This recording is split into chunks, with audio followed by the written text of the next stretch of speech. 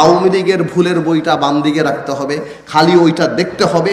জীবনে এটা করবেন না, অপমানিত আপনি হবেন না। আমি এখনো বিশ্বাস করি যে আওয়ামী লীগের নৈতিকভাবে রাজনীতি করার কোনো অধিকার নাই।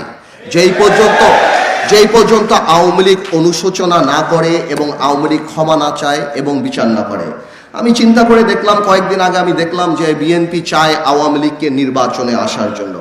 আমি বুঝতে পারি রাজনীতিবিদ হিসাবে যে বিএনপি চেতেই পারে আওয়ামী লীগকে নির্বাচনে আসার জন্য, নাহলে আওয়ামী লীগ পরে বলতে থাকবে যে আমাদেরকে নির্বাচনকে বাদ দেওয়া হয়েছে, এই নির্বাচনের গ্রহণযোগ্যতা নাই, এই নির্বাচন আমরা করলে আমরা জিতে যেতাম।